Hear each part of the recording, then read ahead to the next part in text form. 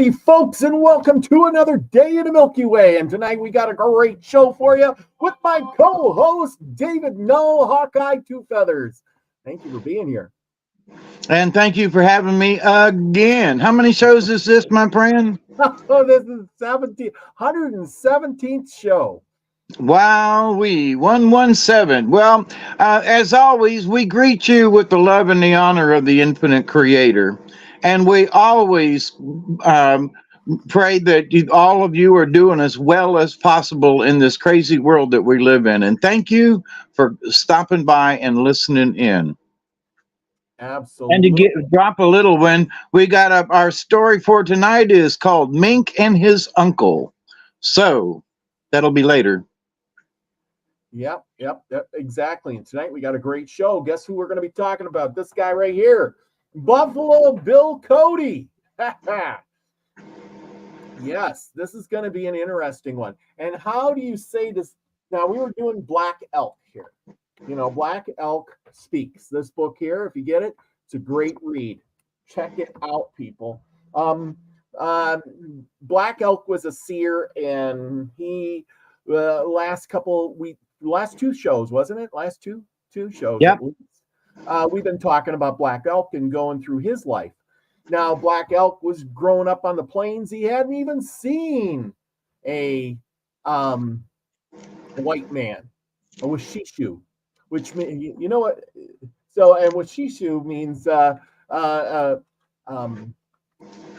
fact or something like that, which means that basically it boils down to greedy. Overindulging. And so, yeah. Yes. Hey, and there's Richard. Hey, there you go. Travis is here. Travis the architect. What's up, Paul? Okay, there you go. Thank you. Lucky Stone. He's listening and making some dinner. Good deal.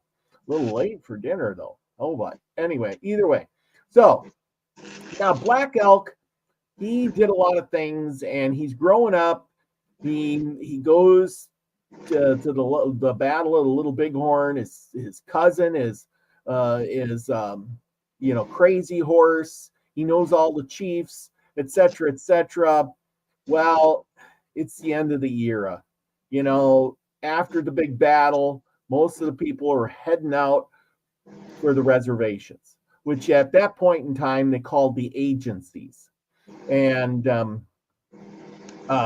so they're heading out for these agencies, and some of the big chiefs lived in some of these agencies, you know, so you kind of got to pick which one you want. Pine Ridge, you want to go to Red Cloud's agency over there, you want to go to this one or that one, you pick where you're going to go, and then you go to this agency or reservation, as we call them now, and you kind of hang out there, and that's where you live.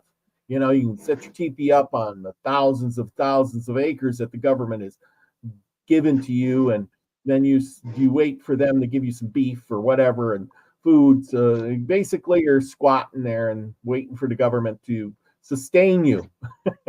Not a good thing. So what does Black Elk do? His next move, he's sitting on the res. He says, you know, I got a job offer. You know, there's this thing called the Wild West Show, Buffalo Bill's Wild West Show, and he needs people to go.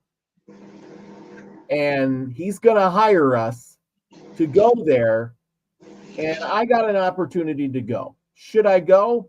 And he says yes. So Black Elk goes ahead, and he gets, you know, takes the job offer and joins Buffalo Bill's Wild West Show.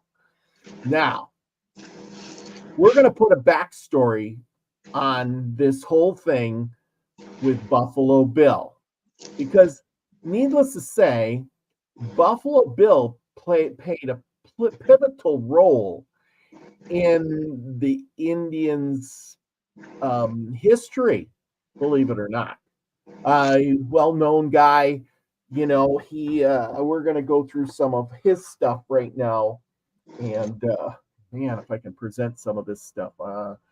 Just give me a second, everybody. And as much as he was a showman, Oh yeah, Buffalo Bill Cody, that is, he brought the Native American to the people. yes. You know, so where people would only read about it in a newspaper article or in some of the little publications that they made, you know, stories of the old West and stuff. So, you know, he brought the old West to people, not, Yes. you know, not just in a writing or a reading or something, because they didn't have films back then. Yeah. They didn't have films back then. Now we're gonna trod back. I mean, you're right. He brought the West, brought the Indians to the people, but there's way more than that. How did he get to bring the Indians and all this stuff? I mean, he didn't just show up one day and say, I got this great idea. I'm gonna make a Wild West show. It wasn't just that simple. It never is. Oh no, he had to do things to get to that spot. But he started out in life with how should I say? He had nothing. He actually was born in Iowa, of all places, believe it or not. He was born William Frederick Cody. He was born February 26th, 1846. Believe it. There you go. So he was born way back in the day. I mean, the gold rush to California hadn't even started yet. Things were going on at the Alamo. The country was just getting formed. This was a great time to be alive for excitement, I tell you. I mean, the Indians were still on the plains and wild. Remember, Black Elk was born right about the same time there. Although we don't know exactly when, but or do we? I can't remember when he was born. I'm gonna check. I'm gonna double check here. I remember it was 1860 something. What? 1860 something. Yeah, it was somewhere. No, it was in the early. It was in the 50s, and okay. I mean, yeah. Throughout the 30s, 40s, and 50s, it grew steadily. Okay, Black Elk did not follow. Okay, that's not it. He was working a song of the day in 1890. No, that's the beginning. I'm trying to find when he was actually born. He was because he's an Indian. They didn't keep track of the months and the days. Remember, he was born. Story of his life is good to tell. Two-legged shares. He was a tale of a great hunter, a warrior. Doesn't really say. 4 ribbons hanging there. Nope. I don't remember. Well, he was young. He was a teenager at the Battle of the Little Bighorn. Oh, okay. I was born in the moon of the popping trees, December, and on the Little Powder River in the winter, when the 4 crows were killed in 1863. So it was the 1860s.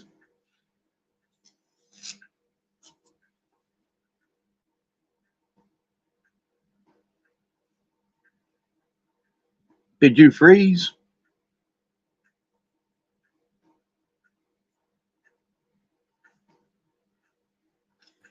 Got too many. Nah, this stupid thing has been doing this lately. I don't know why it is. It darn stuff going on. The government. It's the government. Government. Yes, that's what I'm saying. It's the government. Anyway, let me put this together, and then I can flip my screen. I didn't have time. I got a lot of pictures, people, to show y'all. There's a lot of good stuff here. Oh my gosh, do I got good stuff? Lots of good stuff. Too much good stuff, I should say. And I don't know, hopefully we get through it all tonight in my hour here. But anyway, the point is Buffalo Bill, he started out somewhere just like any of the rest of them. And Black Elk was out there. Anyway, we're going to go to this Buffalo Bill on stage. No, and see, Buffalo Bill, he started out at a young age because it all started during the slavery thing. So what happened is his father, they moved to Kansas. And when they moved to Kansas, his father was against slavery, and he was preaching up there. He was standing on the soapbox, as they would call it, saying, hey, we're not going to do the slavery thing. I want this place to be just like Iowa, where I came from. And you know what that kind of reminds me of? It reminds me of, of all things, it reminds me of the California people who are coming from California, and they're going to other states, and then they're saying, hey, I want to make this state just like my state, which isn't the right thing to do, people. You don't want to make your state into that state, or you might as well just go back to your state. You know what I'm saying? And so he's up there in Kansas, and where it's a southern state, and he's telling them we got to do away with slavery. It's bad. Well, somebody come up and knifed him. Not a good thing. And of course that injured his father, and his father died a few years later. About 4 years later, his father died. Well, at this point in time, little Buffalo Bill guy, or we'll just call him William for now, he hasn't earned the title of Buffalo Bill yet.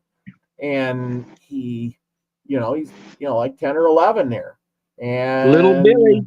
Yeah, and he needs to, families, they're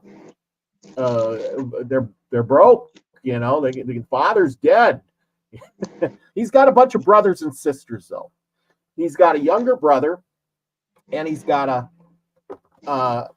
older brother. His older brother named Samuel.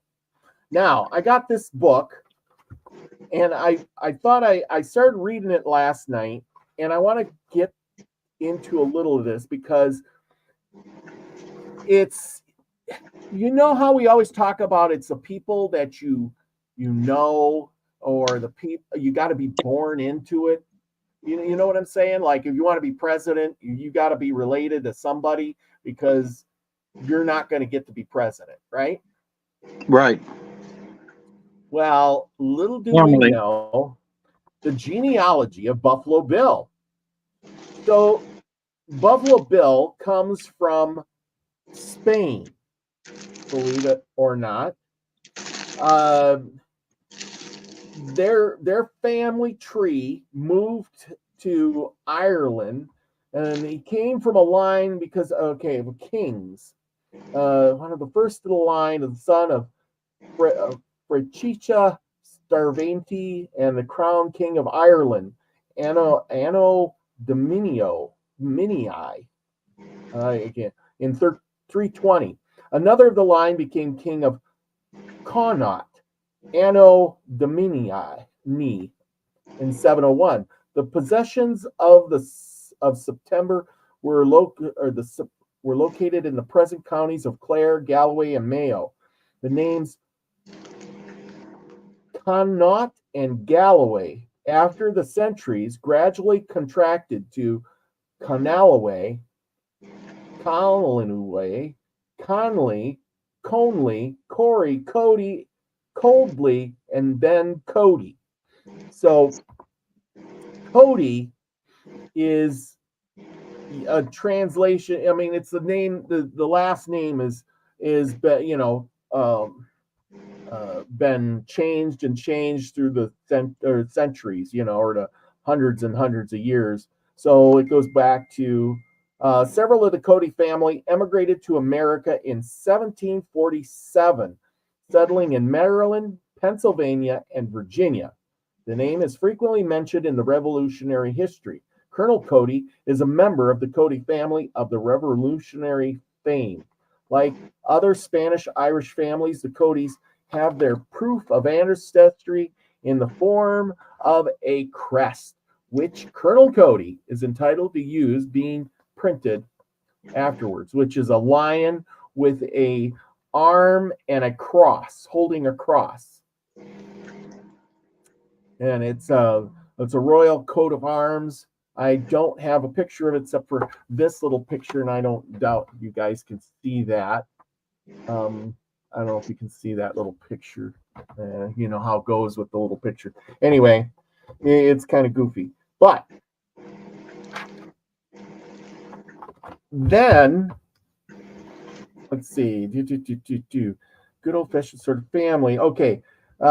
His family came from a place in Scott County, Iowa. Then where Blackhawk, we read about Blackhawk, remember him? And his thousands warriors had assembled for their last war dance, where the Marquis, General Scott, was erected and the treaty of the Sacs and the Foxes drawn up, and where in obedience to the Sacs chief's terms. And then it goes on. So they were living in conquered land of Blackhawk. But by this time, all of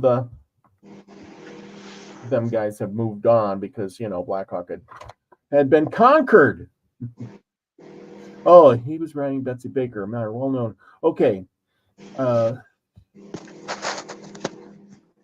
should underline some of this. Anyway, so his brother Samuel, he died riding a horse, believe it or not. Her name was Betsy Baker. And he was riding this horse. The horse was named Betsy Baker. Okay. I wanted to make sure because I was like, huh? Yeah, ain't that crazy? So Betsy Baker, the horse, you know, Buffalo Bill's only, William is only about 7 years old at this time. And Betsy Baker, she sought to throw the rider, and he was told not to ride this horse, right? Don't ride that horse, son. You're going to get bucked off. And of course, what did he do? He rode the horse anyway. And then he went where all the kids were playing down by the school. And what did he do? Well, he showed off. And what did Betsy Baker do? She bucked. And he says, Betsy Baker, you don't quite come in and on time. His last words, as if she knew her rider was careless. The victor, and she caught him off guard, and the mare reared suddenly and flung herself upon her back, crushing him and the daring boy beneath her. So basically, she reared up and flipped over backwards and crushed him. Now, I know I've had that happen with horses with me, and it's not a fun. You got to be really quick and get the heck out of the way, because when that horse comes backwards on you, you know, You got 1,000 pounds of flesh, you know, chucking at you. You know what I mean? It's not fun, and you get your leg pinned or something like that.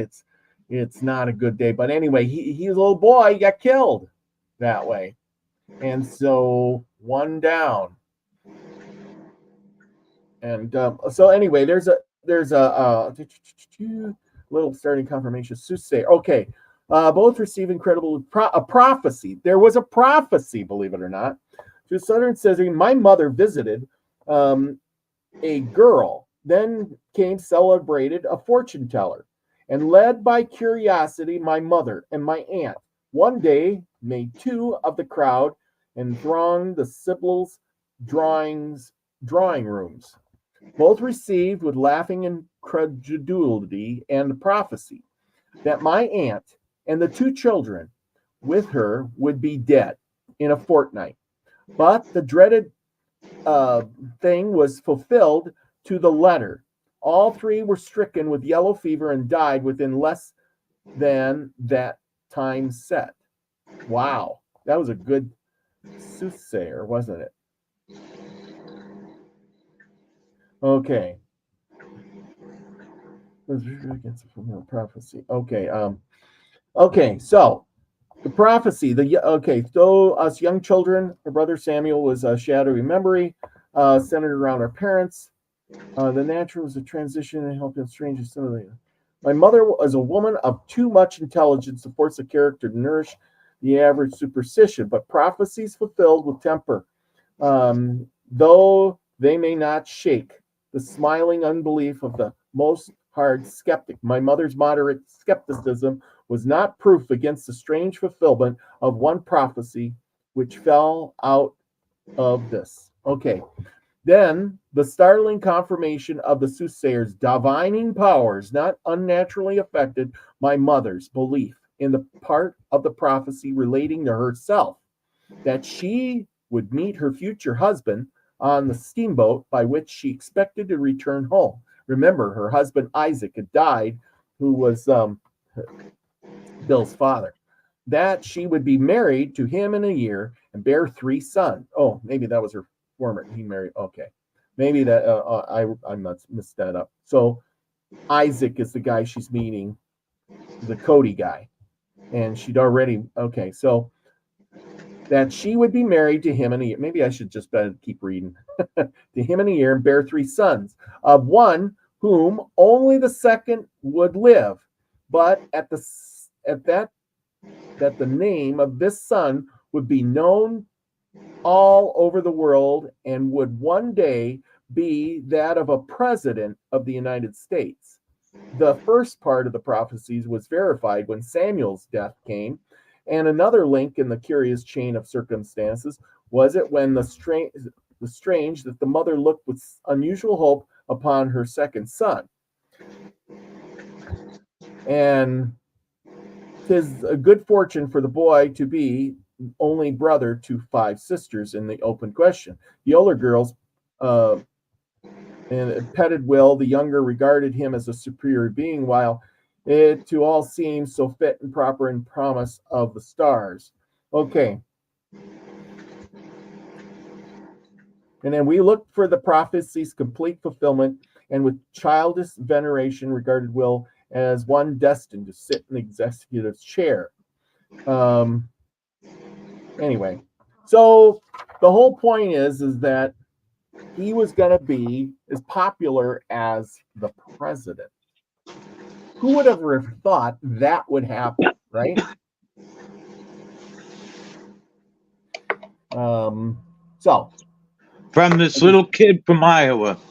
Yeah, exactly. This mother, she goes in and she gets, with her aunt, and the soothsayer says, "Hey, you and your 2 children are going to be dead in a week." What would you say to that if somebody looked at, if you met somebody and they said, "Hey, you're going to be dead in a week, and your 2 children," would you believe them? I personally, I would be at least a little skeptical, and I'd be careful for the next week. Yeah, and especially when they say, "Oh, you're not just you." Yeah, not just you, but your children too. I'll get you, my pretties. But whatever that lady was, she was pretty accurate. Yeah, they're still in Kansas, right? Yes, now they're in Kansas, Leavenworth. Okay. And we're going to get to some of that. Okay, so what happens is that at the age of 11, Cody's dad is dead, and he decides, I got to get out of here. He's met people like, and he says, he's this one of his relatives stops by the house, and he's a cowboy guy and helps him break a pony, and he is just thrilled, and he says, I want to be like that.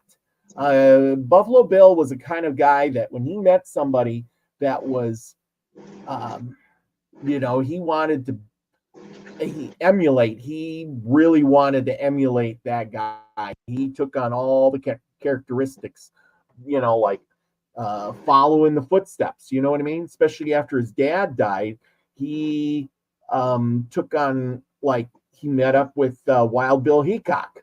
Now, he was a young guy at that time, but he was like a big brother to him.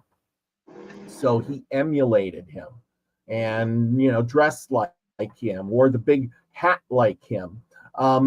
Believe it Did or he not, meet? Did he meet Hickok? yes, they were good friends. Okay, all right. So, Well, but that Hickok was his cowboy. yes, he was one of Who the he first em- emulated. Yeah, and when he was a kid, Okay, because okay. he I came, thought he met he kind of, another cowboy and then met Hickok. yes, there was one of his relatives that stopped by the house, and he could work the horses and things like that, and he wanted to be like that guy. And he says, well, when I grow up, which wasn't too long after that, I want to be like that guy. Then when Buffalo or Wild Bill Hickok came along, they got to be good friends, and he was like a big brother to him. I see. And Okay, all right. and So his relative was his first cowboy, and then Hickok came later. Okay, yeah, and he was actually from Pennsylvania. I'm pretty sure, if my memory is correct. Um, So anyway, everybody was heading out west because that was a big new frontier. If you wanted anything, you're going for gold. You're going for being a cowboy out there, herding, doing the buffalo thing. You got so much going on out there. It's like a wild party. If you want to make money, you can work hard and make some money. You know what I mean? So at the age of 11, he leaves, and he left at 11 to herd cattle and work as a driver on a wagon train crossing the Great Plains. Believe that or not, 11 years old. and and he did that. And he was 11 years old on this wagon train when they got attacked by Indians. That's when he shot his first Indian. And I have that here somewhere. And when he shot his first Indian. Okay. Okay. So according to Cody's account, Buffalo Bill's own story, it was in the Utah War, which was between 1857 and 1858, also known as Utah Expedition. He presently, and this is from his account, presently, the moon, maybe I should get a picture up there. But anyway, the moon, dead ahead of me, and painted boldly across his face was the figure of an Indian. He wore this war bonnet of the Sioux. At his shoulder was a rifle pointed at someone in the river bottom, 30 feet below. In another second, he would drop one of my friends. I raised my old muzzle loader and fired. The figure collapsed, tumbled down the bank, and landed at the splash in the water. What is it? Called McCarthy, his friend, as he hurried back. It's over there in the water. Whew, he cried. Little Billy's killed an Indian all by himself. So began my career as an Indian fighter. And that's how it started. Can you believe that? Amazing, amazing, amazing how, he just seen an Indian. He didn't want his friend to get shot. So, and he had, remember, we showed muzzle loaders. He had a muzzle loader, well, at that time they would have both had muzzle loaders. Yeah, the Indian probably didn't even have a gun. He probably, well, he did, I guess. He had a gun. And If he shot, yeah. But my point is, at 1857, 58, they had not come out with the repeater yet. Nope. So not yet. Yeah, just muzzle loaders, breech loaders, muzzle loaders. Yeah, it was the times. But anyway, we're gonna get to some pictures here in a second, people. Sorry for the long wait with the pictures, but I'm trying to get this all together. But anyway, that was at 11. But then, well, that wasn't getting him enough money quick enough. So he decided he's going to go to Colorado and pan for gold. So he takes off, goes to Colorado for 2 months, and he pans for gold. And let's see, this was 1859. He was 14 years old. Can you imagine you remember what you were doing at 14 years old? Yeah. Yeah. You weren't I traveling. had joined the carnival, so well, and that's the thing. This guy's 14 years old. He's out in Indian country panning for gold all by himself at 14. I mean, that just blows my mind, killed his first Indian. I mean, you got to remember, it's wild country out there. This isn't just your normal, you know what I mean? Just everyday average stuff going on. no, and if you go out there, I mean, where you live in the Dakotas, there ain't nothing for miles. Yeah. And and he was where? Oh, Colorado, right? Colorado, yes. And, yeah, I mean, there was really nothing there. Yeah, he went through Denver when Denver was a new town. He went up to this place called Black Hawk, and that's where he went to pan for gold, but that just didn't work out. He came back down to a place called Julesburg, Colorado, and he joined what was an early version of the Pony Express, where they didn't run all over the place. He was basically taking messages from Nebraska into Wyoming. He did this for quite a while. I mean, he running just basically a messenger. So that's what he was doing. He was just being a messenger, which I thought it's pretty good. You just get on and go, and you're a messenger anyway. Now, back in those days between forts, I mean, they had riders, and they had riders who were dedicated. They knew the route from, point A to point B, and they knew it well. So they'd send them out, and they knew how to avoid the Indian scouts and so forth. So, them guys earned their money. Yes. And that was before the Pony Express. So the difference in that the Pony Express had a lot of support. Every so many miles there was a station. Every so many miles they got a fresh horse and could get a drink or whatever they might need to do. But these guys, they had a saddlebag full of messages and off they went, and hope to God they made it there and back again, Yep. So and then he was tried his hand at trapping. That didn't work out too good either. He was always trying for the big money.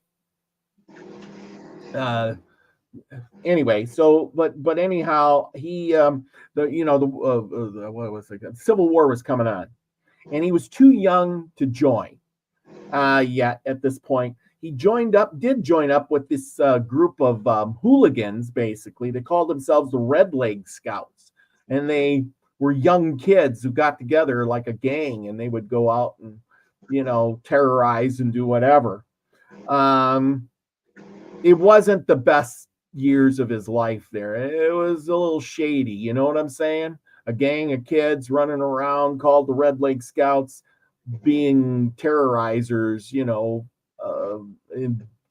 during the Civil War kind of thing going on. But in 1860, his mother died. And when she died, he promised her he wouldn't do that anymore. But somehow or another, he was doing more wagon trains and scouting and fur trapping and all this stuff. And somehow he liked to drink. Go figure. he liked to have a little bit of that whiskey. And he got drunk one night. And when he woke up in the morning, he realized he was in the army. He joined the army at the age of 18. Somehow or another, he ended up with the 7th Infantry Group of Kansas. He fought in the Pillow Massacre in Tennessee under Nathan Bradford Forrest. Well, after all of that fighting and everything, and he was in quite a few other battles, but the war was quickly over because, it was over in 1865. So he had a couple of years. They mainly put him as a teamster. So he was driving wagons. And in the end, he was in a hospital, being an orderly in a hospital. After all of that, he met up with this lady, Louisa Freda Ritchie, and she was quite well to do. And she lived in Leavenworth, Kansas. He went back down there and wooed her a little bit, and eventually he married her. He must have wooed her. Yeah, he said she was the prettiest girl he'd ever seen. So anyway, but she was from a wealthier family, and she wanted him to get a good job, make money. He spent a lot of money, unfortunately. He decided he was going to work he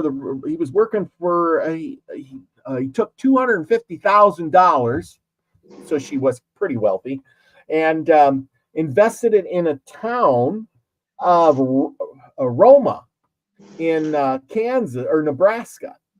And the railroad was supposed to go through there, but they changed their mind and missed the town, and all his investment was lost. But if it would have hit the town, he would have been rich. He would have been a real rich man. $200,000 back then was like a millionaire. Yes. Or more.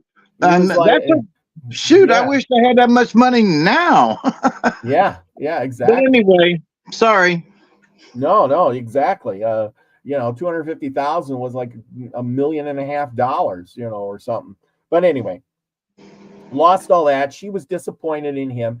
So he decided he's going to get a job with the railroad. And so he gets a job with the railroad. And though they paid real well, he hunted buffalo. This is where he gets his name from. He hunted buffalo for the furs and for the meat. He contracted with the railroad to bring them meat for all their workers. They got these guys and they're hungry.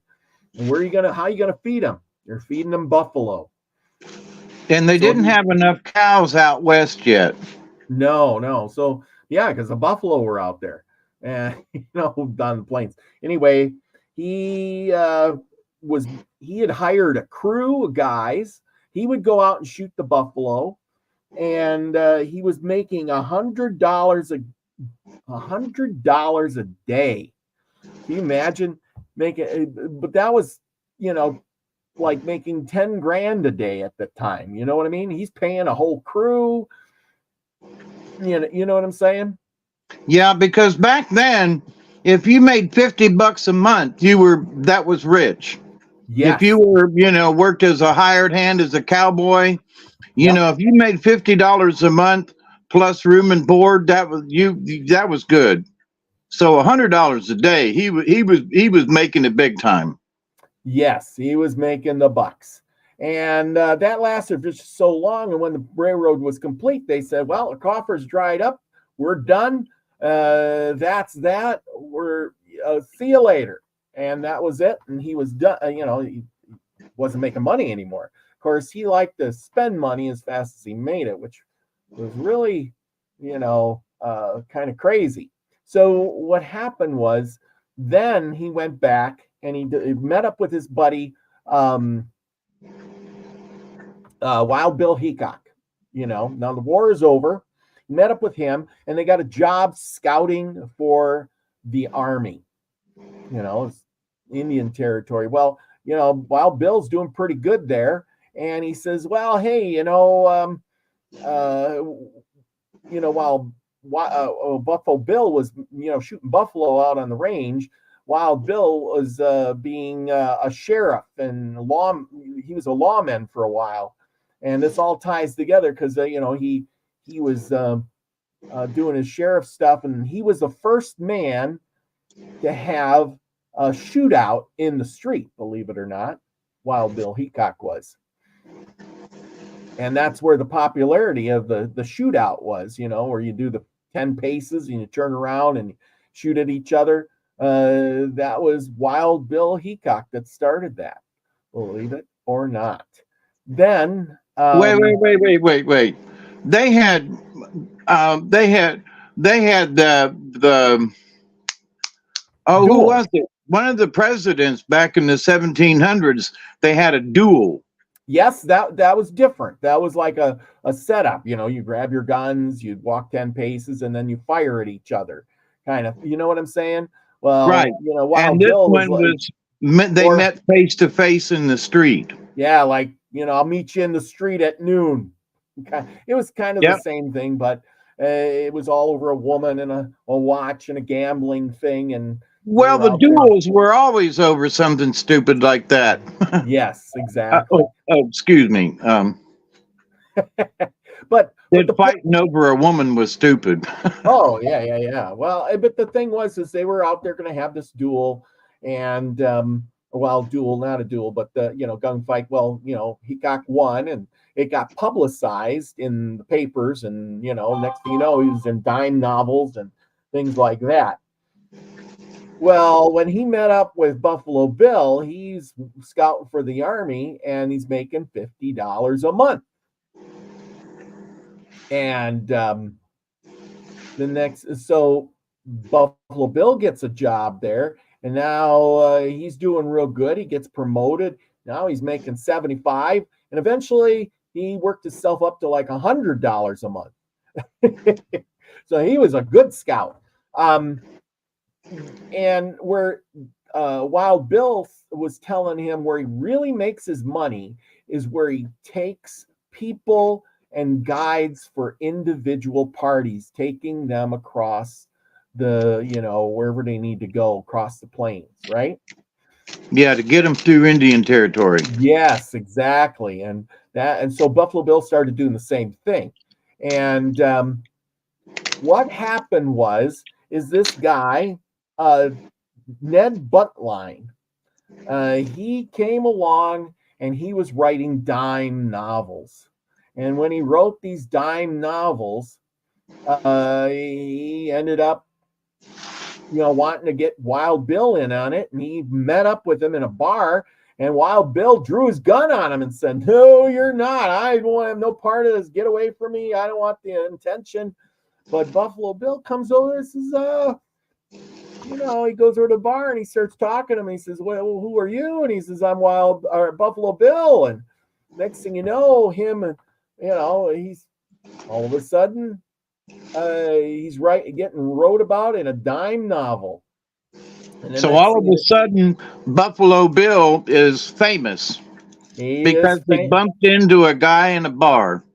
Yes, exactly. And that's Yeah. And, hey, buddy, I'm going to write a story about you, okay? Yeah. Well, so Buffalo Bill had a friend that he hung around with called Texas Jack. So it was Buffalo Bill and Texas Jack. And they were like a team at this point, from the buffalo hunting and all of these things. What happens is Ned Buntline starts writing these stories, and he's famous. He is the best scout in the world. I forget what it was, the borderline king. He is the roughest, toughest scout in the West, and crazy stories if they happened or not. But here's the crazy part: Buffalo Bill's out there scouting, fighting Indians and things like that, and he gets real articles wrote in the newspapers about the deeds he's done. And then he ends up getting a dime novel once a week, wrote about his crazy stories he's done with a lot of fiction in there. So it gets really crazy what's going on. But it helps him because now people are coming out saying, I want Buffalo Bill to guide me across. I want Buffalo Bill to take me hunting. Well, he's making a ton of money now. And he moves his family. He's married. He moves his family out. He has a child. He has a little boy. Names He him moves his family out to where? From Kansas. No, he moves them to Nebraska. Okay. Somewhere in Nebraska. I can't remember exactly where. So but they're closer. So he's making money. Everything's going really good. Let's see. He is. He is doing. Scouting for the Army. He's gets known really well, and his big crowning victory there was he was getting so well known that one of the dukes now from Russia came out, and I got to stop this so I can read it because even sometimes I can't remember all this stuff. I wrote down a bunch of notes, but he brought out the Duke, which was let's see, I got to put here. I put all this stuff out. There's so much on him. Or Pony Express. Gosh, where is this? And to fill in a little bit here, Buffalo Bill was one of the first, sure enough, like Elvis. Yeah. In that everybody knew who he was. And he wasn't a politician. He didn't, go out and ask for your vote. He was written about by a stranger, actually. They got to be friends, I'm sure, maybe. But his exploits, were publicized. And, they wrote about Custer and his last stand, but Custer was dead. So they couldn't write any, that was that. So it was a one story, it was a big thing, but that was that. So now Buffalo Bill is like once a week. Yes. He's like the Kardashians, there's something going on once a week. And so what a cash cow, Yeah. Oh yeah. He was he was getting more famous by the day. It says here this is what I was talking about. In 1867 he hunted buffalo for the Kansas Pacific. Then he was employed by the U.S. Army as a civilian scout guide for the 5th Cavalry.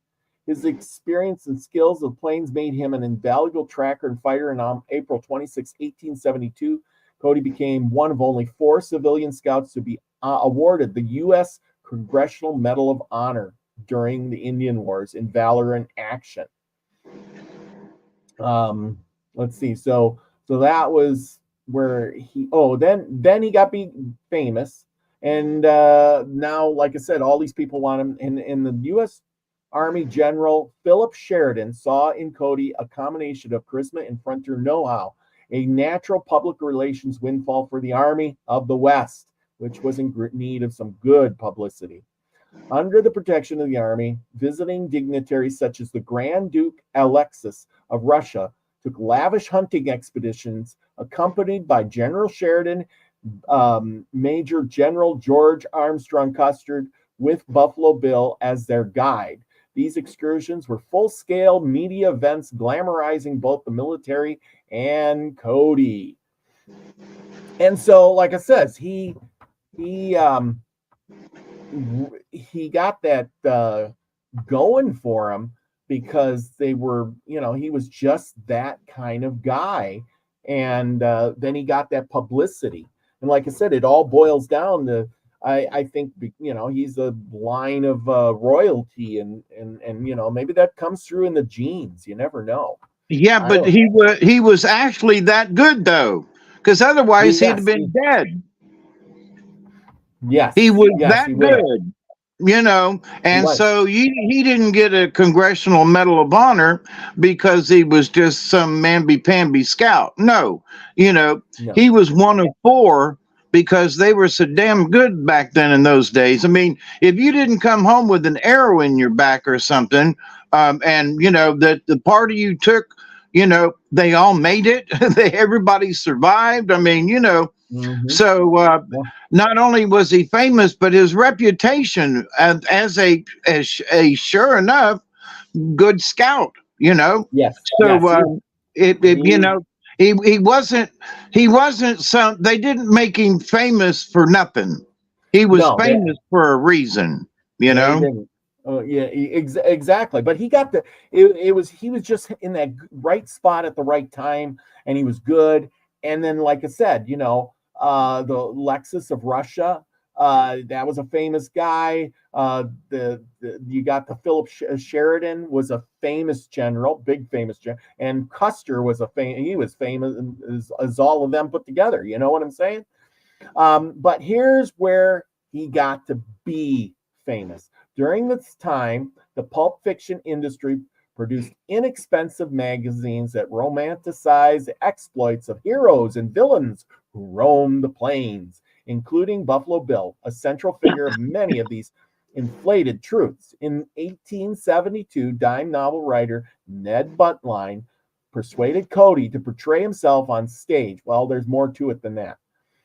He hit the show business. So what happened was and I'll give you the scoop on this as we get rid of this, and then we go back to screen share. Anyway, Something that was popular back then and is sort of still they use talk shows now, but Mark Twain, for example, back in the day, you know, he wrote his books, but he made more money traveling around doing public shows in theaters well, and well, what? town Yeah, halls. oh yeah. Well, it happened. Okay, so what happened was is Ned Buntline. This Cody was getting pretty famous by this time, and he invited him to New York, and so he did. He went to New York, and he got there, and they had plays in theaters, because they didn't have movies. They had plays, and one was a play of himself, fighting Indians and telling stories or whatever. So there's this actor up there playing him. And after the show, at the end of the show, they invited Buffalo Bill on stage. He came on stage and they said, say something. And he got stage fright and didn't want to say anything. And he basically mumbled through it and walked off stage like, yeah, hi, okay, I'm here. Oh my God, all these people. He says he looks in front of him, there's people, looks beside him, and there's people on the other side. There are people everywhere staring at him, and he was terrified. Well, he gets on the train and he goes back out west where he belongs, he says. But Ned Buntline was really persistent and kept sending him letters over and over saying, come on, this is where, make you an actor. And he says, I'm not an actor. He says, I will make you rich beyond your family's wildest dreams. Now, remember, his wife was wealthy and he was spent all her money kind of thing. And his wife looks at him and says, you need to do this. There's a lot of money to be had here for little effort, And he says, no, I'm not doing it. That's not who I am. But Texas Jack, his best friend, says, I want to do it. Let's go. Let's go make some money. And then Buffalo Bill decides, well, Texas Jack, if you're going to go, I'll go too. So they head back and they go to do their first show. And it was such a failure. It was a failure, but it wasn't a failure. The Ned Buntline was the narrator, and he didn't even have a script for them. He wrote a script. It took him like 4 hours. They got on stage in Chicago. there's this huge sold out crowd, and Ned Buntline's up there doing his thing, and then some drunk guy comes up and throws with a whiskey bottle. Ned Buntline goes off script, yelling at the guy with the whiskey bottle. And then Buffalo Bill and Texas Jack forgot their lines. Ned Buntline looks at Buffalo Bill and says, "Buffalo Bill, where you been?" He didn't say nothing. "Buffalo Bill, have you been out hunting buffalo?" He still stands there, stage fright like you wouldn't believe. He couldn't say anything, didn't know what to say. So you got Buffalo Bill and Texas Jack standing up there in front of the stage, and Ned Buntline being the narrator of this whole thing, and Buffalo Bill, come on. And nobody's saying nothing. Well, somehow or another, one of the people in the crowd was a guy that Buffalo Bill had taken on an expedition on the plains to hunt buffalo. And he recognized this guy. And somehow or another, he comes out of his shell and says, "Hey, there's William such and such over there. I took that guy on an expedition, and he wanted to see the wild Indians. And, and we went hunting." And then he just went on and on and on and on, basically talking to this guy and telling the crowd the story about the wild Indians and when they, the guy didn't, that was hunting buffalo. And when they first seen his first wild Indian on the hill, across the way, he pretty much shit his pants because he's so terrified, and the crowd loved it because it wasn't great acting because it was really piss poor bad, but it was very entertaining. And then the show bug had caught Buffalo Bill because, so him and Texas Jack are up on the stage and they got Indians running around. They're shooting at him and stuff. It was hilariously a mess, basically. The reviews were terrible, except for it said they were very entertaining.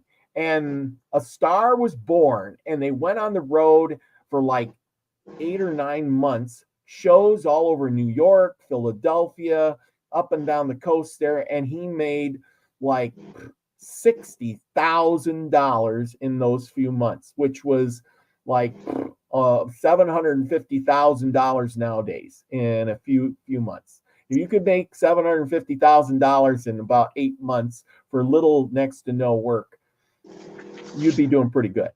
If you can make $60,000 with little to no work, I mean, to that point, I wish I had that much right now. But anyway, yeah. So, go ahead. Sorry. Oh no. But Buffalo Bill, he liked to spend his money. Invited his family, come on down. I am doing good, honey. Come on, bring the kids. And he's spending money like water. And when they got all done with their tour, he only had like $6,000 left. And he's like, so he went back to the plains again, and then he took a break for a couple of months, and then he came back and he did another tour and they wrote some more stuff. But this time he was getting tired of Ned Buntline, and he says, "Hey, I think you're getting too much money. I'm going to do my own play. You're fired. Me and Texas Jack are going to do our own thing." And they did. And they went on the road and they invited Wild Bill Heacock. He calls him, or basically he sent him a letter and says, "Come on down, make some good money." But Wild Bill gets down there. Their first show, of course, Texas Jack and Wild Bill are all, they're in the mood. They know what to do now, how to. So they're supposed they're experienced. Yes. Yeah. So they're sitting around the campfire, like on the stage. There's supposedly a campfire there, right? And they're sitting around and they're going from one to the other, telling stories. And they got this big jug of whiskey. And they're, they do the jug of whiskey kind of thing, here, and then it's like here, and they pass it to the other guy, and then the other guy drinks, and then he tells a story, right? You know how it goes. Yep.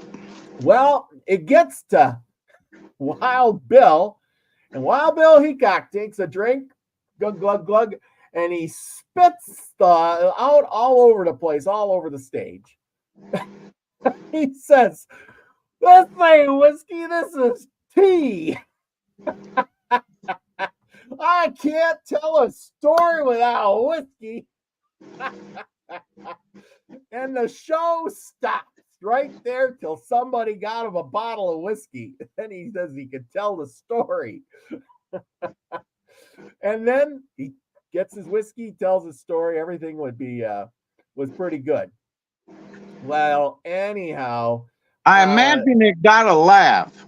Oh yeah. I imagine when he went, everybody in the place, but they were shocked, but eventually, and he was. I imagine it was quite hilarious. Oh yeah. But Wild Bill didn't think it was so good because when the people were laughing, he was afraid and kind of that they're laughing at him, not at what they're telling and talking about. So not at the joke. It was a funny joke that he did, but go ahead. But he felt bad because he felt like they were laughing at him and not at what they were talking about. And I do believe I got some pictures of them guys together too, since we're talking about Wild Bill Heacock. And anyway, they were here we go. I know I got a picture of him because this was quite the show that they had. Come on, when you want to find the picture, you can't find the picture. Now, I know I had the picture here. I'll keep looking. Anyway, they were doing the show. They were doing pretty good, but Wild Bill started getting crazy like, and he started shooting at the actors. That was the problem. Oh, there we go. Here you go. Here is Wild Bill Heacock, Buffalo Bill, and Texas Jack. And you can see how Wild Bill emulated Buffalo Bill emulated Wild Bill Heacock. He grew his hair long, was kind of wearing the same clothes, trying to be the same kind of guy. You know what I'm talking about? Yeah. And Texas Jack, he's doing his own thing, but all the stuff that Buffalo Bill did, the buckskin coat with the fringe and everything, that was Wild Bill Heacock's stuff. He was the originator of all that. He liked to dress in lavish clothes. So anyway, these guys were up on stage doing their thing, but then the Indians would come out, and Wild Bill liked to shoot. He was supposed to be shooting the blanks of the gun over the heads of the Indians, but instead he was shooting at their legs and their feet. And they were all getting all mad because these were actors acting like Indians, right? Right. They weren't real Indians. And here they all are dressed up in their garb. You see how he's wearing this hat and just kind of, same thing, the fringe and, knife guns, he's emulating it pretty good. But you can see the age. He's about 30, he's about 22, 23, something like that, right about there. Who? Buffalo Bill. He's about 22, something like that, 22, 23. And he was in his 30s. What? He was in his 30s? Buffalo, because he was born in the 40s. And this was 72 or later, 1880. So he'd have been at least 30. Yeah. I think he was. He was like 10 years. Wild Bill was like 10 years older than him. I'm getting the two mixed up. Sorry. Good thing you're. No, but I mean, that's what I'm thinking. He was at least in his 30s by this time. Yeah. Well, he's out there making. I'm trying to find out the numbers here. I wish I'd wrote more down. Anyway, the point is that they were doing their thing. Wild Bill Hickok finally just quit. He had enough and he quit. So this is what it would have looked like in color if you would have went and seen them on stage. Can you imagine going to a theater and seeing Wild Bill Hickok, Buffalo Bill, Texas Jack, and I don't know who these other guys are, but what a production. I mean, I'd have given anything to go see that. But they had packed houses. I guess the shows were always packed. It was quite the thing. They were always packed. And it caught on. And because they were getting famous and everything, a lot of these guys started doing it. It wasn't just these guys. Next thing you know, he's kind of out of a job. We're going to fast forward a little bit to some of this because Buffalo Bill kind of worked himself out of a job. He was the first guy to be on stage playing himself, telling these stories, being an actor. And then all of a sudden, other people were doing the same thing. And then his shows weren't filling up so much. Things weren't working out so good. And he went back out onto the prairie and he started fighting Indians again. This was in 1876, after one of his last performances in around Philadelphia. He trucked on back. He was commissioned by the government again to come out and be a scout because Custer had just gotten, killed off, and they were hunting the Indians down. And they called him up and said, "Can you come out and be a scout again?"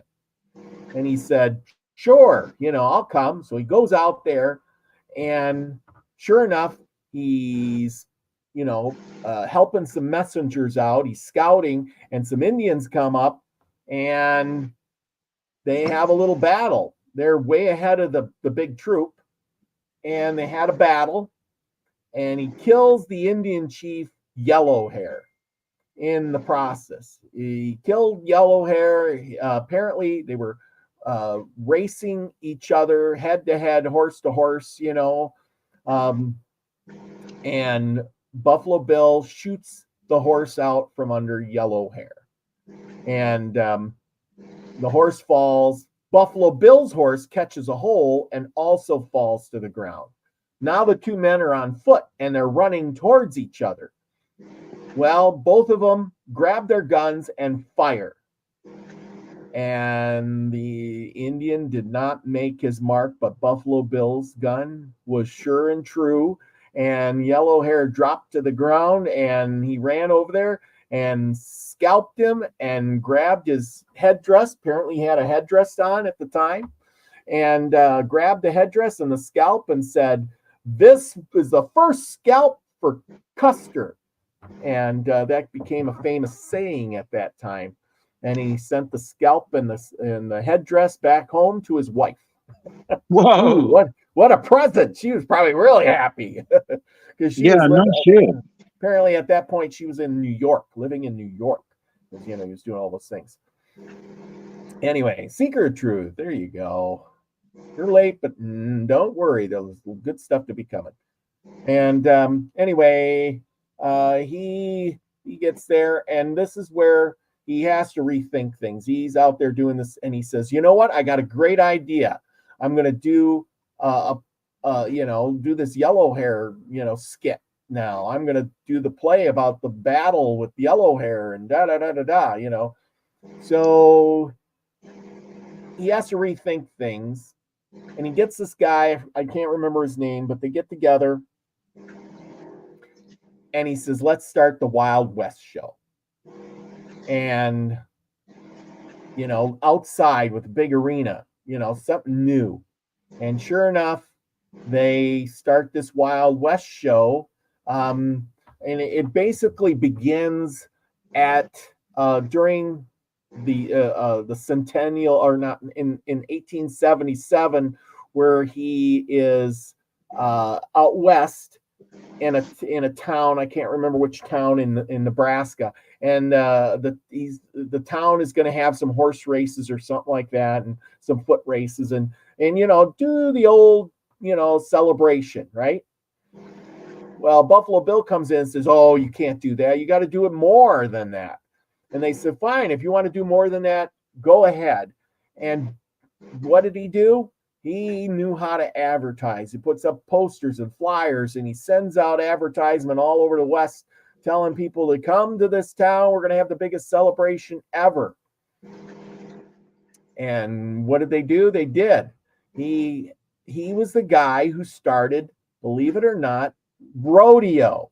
This is where rodeo got to be famous, because he did bronc riding, he did bull riding. They rode bulls and buffaloes and foot races and all that stuff that you see today on the rodeo. That's where it started, and he promoted that, and then it took on it. I mean, they did it, but he advertised it, made it popular. Another thing that he did that made things popular was when you go to a baseball game, what do they sing there? What do they sing at the beginning of a baseball game, football game, or football, whatever? Oh, the national anthem. That's right. And he was the first to start that tradition, believe it or not, before it actually became the national anthem of the United States. And so there you go. Well, and as we get going, well, anyway, he started the Wild West show, and it was a big, huge hit. And eventually he hired the Indians to play Indians, because you couldn't hire Indians to play Indians. You had to hire white people to play Indians. But then Rutherford B. Hayes became president, and the law got changed. And so this is where we get back to Black Elk. So the law got changed, and Buffalo Bill could hire Indians to play in his Wild West show. Now, Indians were all on the reservations. They couldn't do much. They didn't have any money, but this was a great opportunity for him, because he paid them $10 a week to be in the Wild West show. He gave the men $10, the women $10, and he gave a small allowance to the children. So he let these guys come on his Wild West show. Wow, that's pretty good. It was. They said that in today's money, these Indians would have been earning, basically they were earning huge amounts of money. Plus they did the little things on the side, like take pictures and sell their autographs or whatever, like Geronimo did. So these Indians, these chiefs and everybody came along, and I don't know if any of these are Black Elk. I wouldn't know, but he brought them along, and they acted in the the show, did their thing, and they got paid well. Their wives got paid. They got to travel. They went over to Europe, and this is where Black Elk comes in. He signed up, and he says, "I want to know what the Wasichus do. I want to know their magic, and maybe I can learn something." So he goes ahead and he joins up with Buffalo Bill, and they go to England. And when he got to England, they go on the boat, and the Indians thought they were going to die. The waves, and they all got seasick, and they brought buffalo along, and elk and deer, and some of those things were dying on the way, and they were throwing them overboard, and the Indians were all sick, and it was a crazy time for them. But Black Elk had gotten over to England, and oh, wait a minute, I don't want that one just yet. Anyway, he got over to England, and Black Elk acts, he does the thing, he got to meet the Queen, things like that. But when the boat was leaving, Black Elk, he didn't make the boat on time, and he was stranded there in England for a good year or so. And he ended up working for in some other circus stuff. And eventually, when Buffalo Bill came back with his Wild West show back to England, He says, I want to go home. He went back to Buffalo Bill and he says, I've been stranded here. I want to go home. And Buffalo Bill gave him money, got him a ticket, gave him money so he could get all the way back to Pine Ridge where his family lived. Believe it or not. During that year or so, Black Elk had almost died. He was so close to death from some sickness or whatever, but he had a dream that he flew back to his home and seen his mother and father and stuff, but they were building him a casket because he was almost that far gone. But then one day he just woke up and he was all better, believe it or not. But the point is Buffalo Bill did great things for the Indians. Black Elk says in his book that, you know, when I'm with Buffalo Bill in his show, I could dance all the Indian dances I want. But when I got back home, this was about the time the Wounded Knee massacre happened, the government banned all Indian dancing. Yep. And so now he couldn't even dance his Indian dances when he got home. But for Buffalo Bill, he could dance all the dances he wants, and then they pay him for it. How crazy is that? This is the Indians getting to meet the Queen. There's no picture, but there's a drawing. This is not Annie Oakley, but Lillian Smith. She met the Queen. That's Lillian. There's Annie's Oakley's in here somewhere too. There's Annie Oakley. Annie Oakley, back in the 1800s, she was the queen of shooting. There's Buffalo Bill and them. There's the pictures I wanted. There's Geronimo. Geronimo even worked for Buffalo Bill's Wild West and Pawnee Bill. And there's more Indians. Buffalo Bill, his daughter, and Sioux Chief. In 1902. Geronimo riding in a car. Believe it or not. There's Geronimo. He made a ton of money. Geronimo made a ton of money by selling buttons off his jacket and posing for pictures. Believe it or not. And Buffalo Bill's show kind of went off the rails. It became Buffalo Bill's and Pawnee Bill's show. And why is this? And it was because I missed a slide here earlier. There was one, and this was this slide. Let me go back to this one. There was a train wreck. And in 1902, I think it was 1901, in the aftermath of the wreck, show members, including cowboys who had been part of Teddy Roosevelt's Rough Riders and the American Indians from the Sioux Nation, stayed in Linwood until they could return to work. Yes, no people died in the crash, but Cody's show suffered catastrophic losses. Among the 110 horses that died, 2 were the showman's personal mounts, Old Pap and Old Eagle, along with 2 stallions Cody received from Queen Victoria. Only 2 horses survived the crash. One of them was Duke, Cody's favorite. When Cody arrived at the scene, eyewitnesses say he blinked back tears as he told his men to get their guns and do what we have to do. One account says he pursued some of the freight train crew with his gun drawn and shot at him and stuff. But anyway, the point is that they put the same 2 trains on the same track and they collided. This is where Annie Oakley, she was injured. She was sleeping in her bed, and when the trains smacked together, she was thrown from her bed. She was injured terribly, and it said after that, she said she needed surgery to repair herself, and her hair turned all white because of this thing. He sued the railroad and won $65,000 lawsuit. Believe it or not. Which back in them days, $65,000 was almost like $1 million. You know what I'm saying? Yep. And here's Buffalo Bill and some of his horses. This one was, I can't remember, Old Army or something. And I mean, he had quite the bunch of horses. Really nice ones too. Oh boy. Old Duke or old Pat.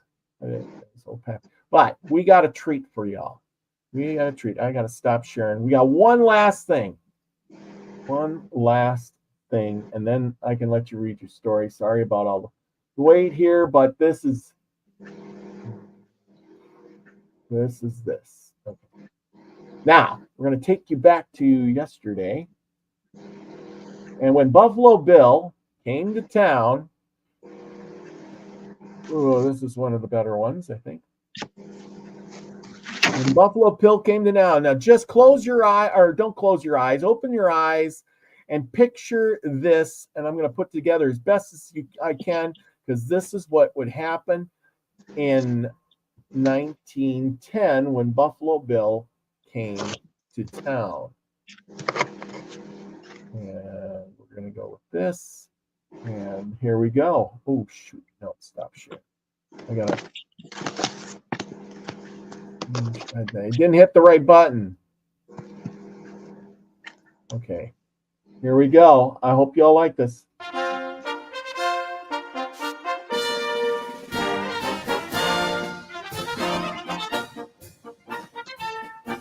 There's Buffalo Bill and the Indian chiefs. Imagine that in town. Holy cow. It was a parade. I mean, they literally had a gigantic, enormous parade. They must have employed like 200 people or more. 300 people? Military guys, cowboys, all decked out in their Western gear. Look at that lady's horse prancing. Women, men, band, the whole 9 yards. There's women in uniform right there. Yeah, look at here comes the Mexicans. There's caballeros. Military guys. Holy cow.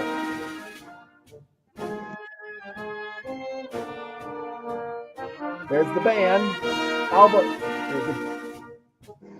The cowboy band he had. He didn't just have a band, he had the cowboy band.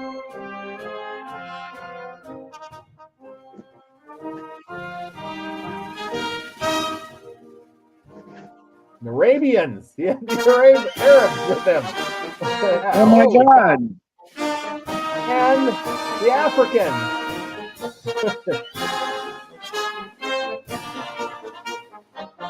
And the Russians. Germans. Oh, shebang. I don't know who those, the Japanese or Chinese? Oh, look at that guy. He looks like he's from... This is where the whole thing was put together. Pounding posts. Big horse wagons. There he is.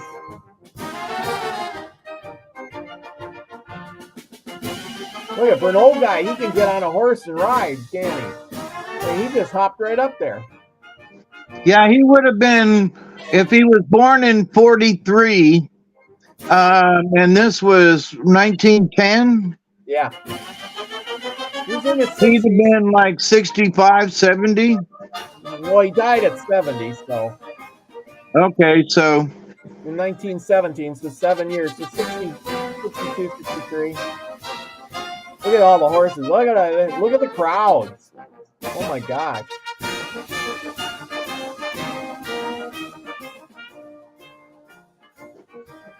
All the horses. I bet you they had a 500 horses with them.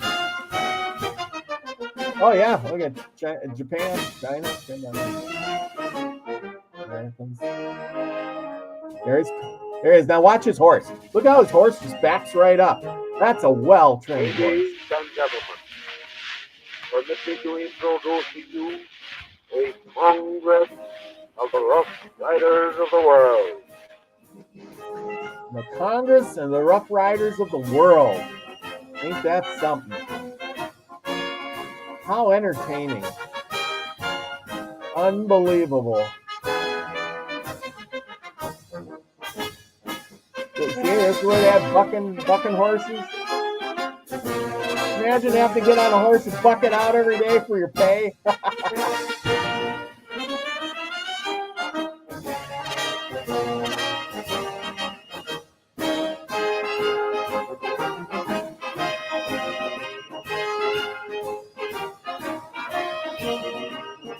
Look at the crowd.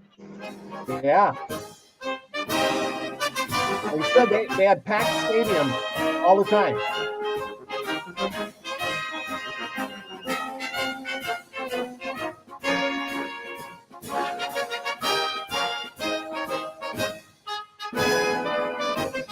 And watching those guys was like the Blue Angels flying overhead. Yeah. Okay, we ain't got to do all of this. I got to stop this for a second. Okay. That one. We got to go to the next here. I want to get one here. This I got a lot more people. You can go look this up on but now in his final years, everything was kind of going to shit. But Buffalo Bill, he is so fascinating. If you guys can pick up a book of this and read it, I'm going to have to do a whole show on him eventually. But here's the thing. He decided at the end there, you know, the new thing isn't the Wild West, it's movies. And so he decided to start making movies. And here's a clip of a movie of him. Silent pictures, of course. Look at riding his horse through the water, being a scout. you got to remember he's in his 60s or so here, you know, and he's got his Western gear on, and look at he's pointing over there. Hey, look. I see. He's counting how many Indians there are. See, 1, 2, 3, 4. Yeah. He's pointing. He's really dressed up for the character, though. I gotta hand it to him. You know, he's got his gun in his hand. He's riding his horse. Horse ain't rolling is good. He's really acting. Now imagine going and paying a nickel to go see that film at a theater, because that's what it cost a nickel back in those days to go to a silent film. Yeah. And then at the silent movie houses, most of them, they had a piano player that would play honky tonk type, it would have been the 1900s kind of music. I can't think of the word right now, but and there were times when the piano player would actually say some words and like mouth what the actor was saying on the movie before the talkies came out. And sometimes they would hold up little cue cards as to what they were talking about. So, but anyway, this one here, he's doing this is sign language. Yep. Indian sign language and with the Indian.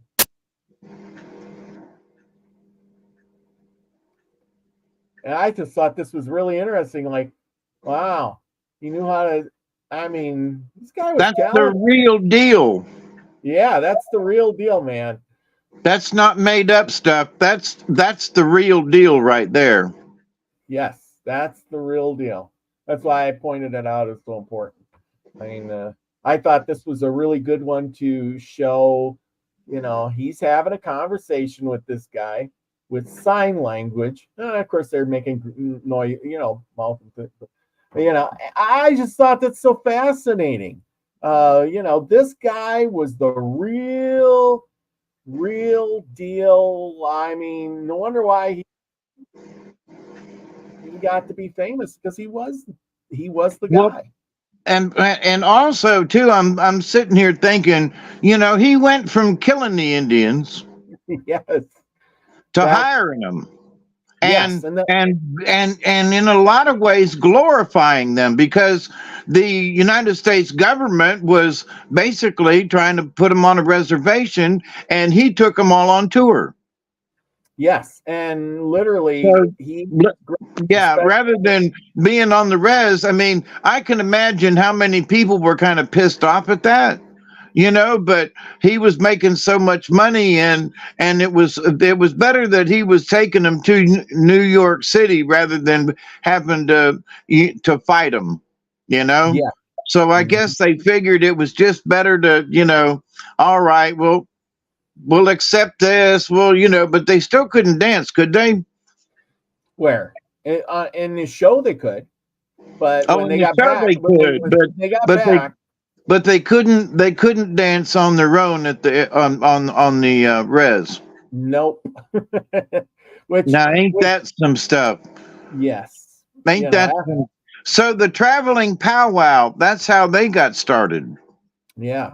I I just mean, thought, like I said, I just I'm amazed, how he ended up treating these in. They were making money, whereas on the res they weren't making any money.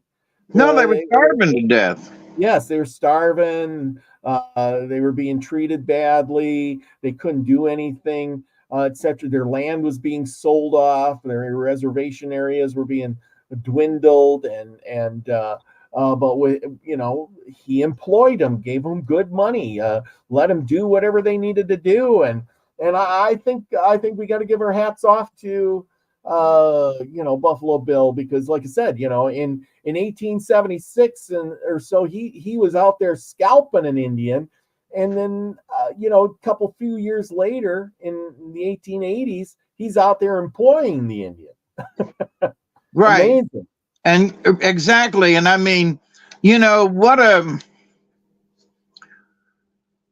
I want to say a testament to human beings, Yeah. in that he was a scout, and he scalped an Indian and killed him, in hand-to-hand combat, after Yes. he came back from New York City, and Mhm.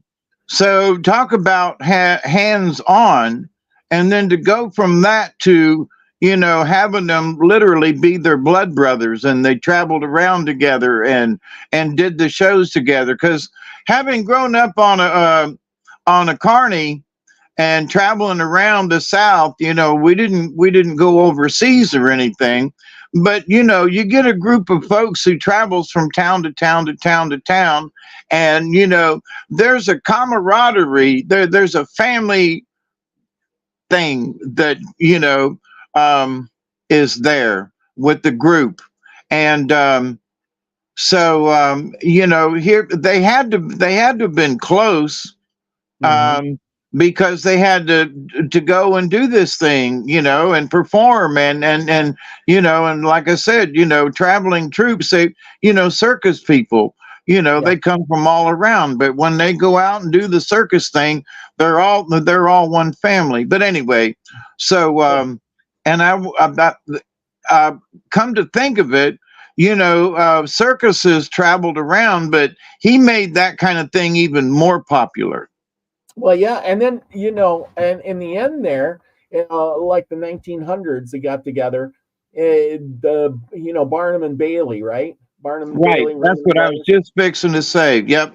Believe it or not, he teamed up with Bailey, and Bailey was scheduling because he needed somebody to schedule his shows. He couldn't do it all himself. Bailey was coordinating his shows so that they didn't overlap with the Barnum's shows. That's where it was Barnum and Bailey, Ringling Brothers, right? And it was Right. also Buffalo Bills and Bailey's show. Go figure.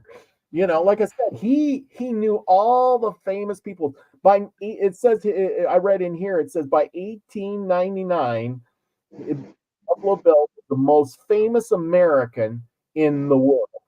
Can you believe that? Yep. And I mean, he was probably more famous than the president.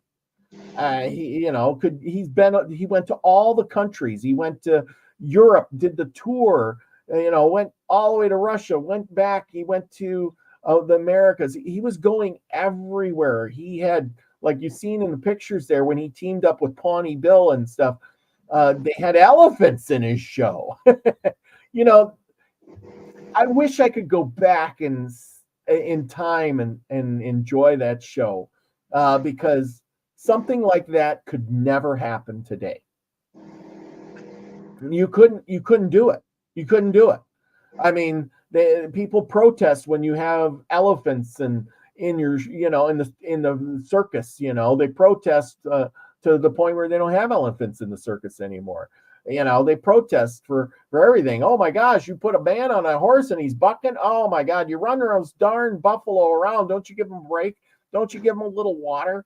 Oh my gosh, you're cruel to those animals. They don't have earplugs in, because you're shooting guns, and you can't have guns because, oh my gosh, that's just teaching people, we can't have that stuff. You see what I'm saying? Yeah. Everything he would have did, fighting the Indians and stuff. As soon as he would get up there and say, in this Indian fight, I scalped Yellow Hair and shot him dead. And, people would be out there protesting, saying he said Indian and he was shooting at him, and how cruel. And he's, oh my God, he should have said, there's Native Americans are coming. Do you think he actually said that? Or do you think he just said, Indians? See, that's why it would never work today. It would, I think that in something like that, I think he would have said something like my red brothers. Maybe, yeah, exactly. Because they considered that kind of thing. So this is they were the red man, they were the Indians. So before they were talked about Indian, they were the red man. Yep. So I could see where he'd say, "These are my red brothers," or something like that. So as part of their introduction, if that is that what you were talking about? Yeah, what would he say? Yeah, he might have said that too.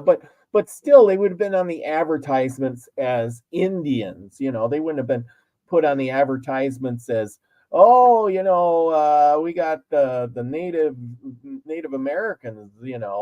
It'd been. Let's see if I can find one of those advertisements. Yeah, they would have definitely said Indian. Back then. Yep. Yeah, Buffalo Riders, the Congress of the Rough Riders of the World, covered a grandstand and seating. Nope.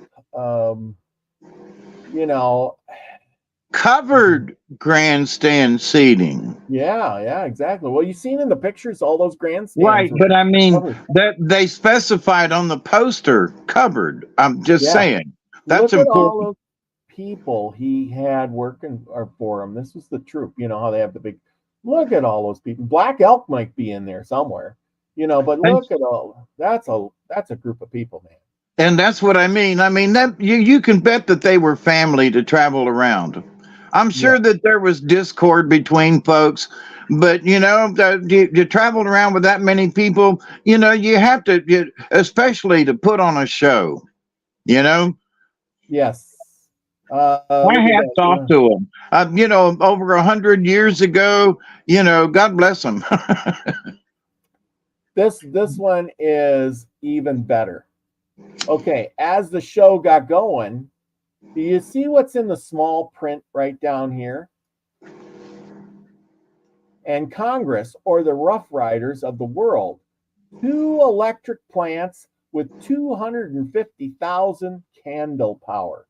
They were doing night shows once electricity came around, because the thing is undercover, rain or shine, shows, and they were doing it in the evening, at night. They lit up the arena with lights.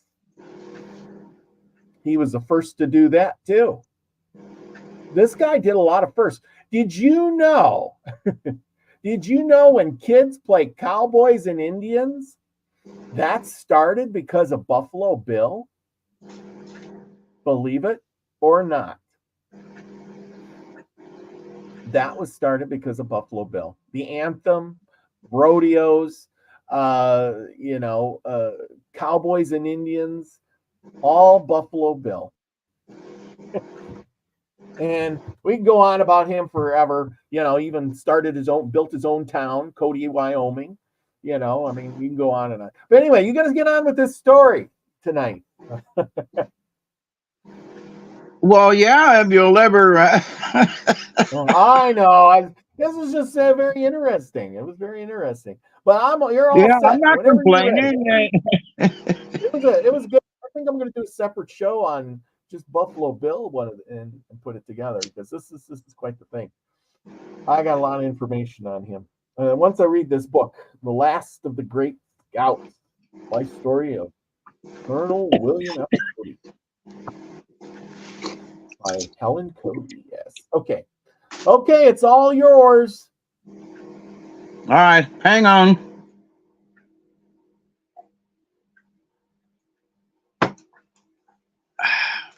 You didn't give me much of a segue.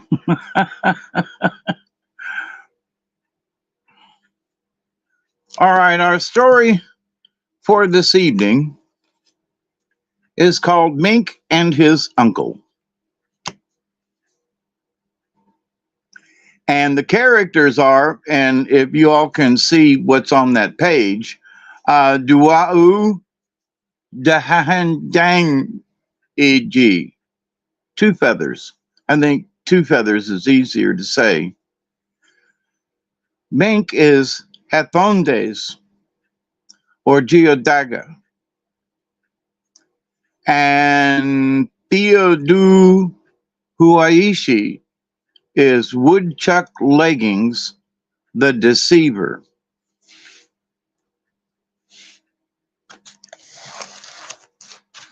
I gotta rearrange here a little bit and get my cursor in the right spot. So Mink and his uncle. A man and his nephew lived together in a cabin in the woods. The uncle's name was Two Feathers. The nephew's was Mink. Hathonidas the listener. Uncle and nephew were very poor.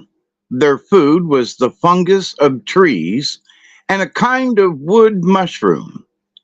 When they had lived in the woods a long time, and the boy was almost a man, his uncle said one day, "Tomorrow go to the ravine and listen. As soon as you hear something, come back and tell me what it is. At the bottom of the ravine, you will find a log. Sit on the log and listen." The nephew did as his uncle told him to. He went to the ravine and listened. When he heard the call of a bird, he was so frightened that he started up and ran home. Tumbling headfirst into the cabin, he cried, "Oh, uncle, I have heard something." "Wait, nephew," said the uncle, "till I light my pipe and let the smoke go up." When the smoke was rising from the pipe, the boy told what he had heard, imitating the call of the bird. "Oh, nephew," said the uncle, "that is nothing. Go again tomorrow." The next day, the boy went to the ravine, sat on the log, and listened. Soon he heard the cry of an owl. He ran home and tumbled headfirst into the cabin, cried, "Oh, uncle, I have heard something."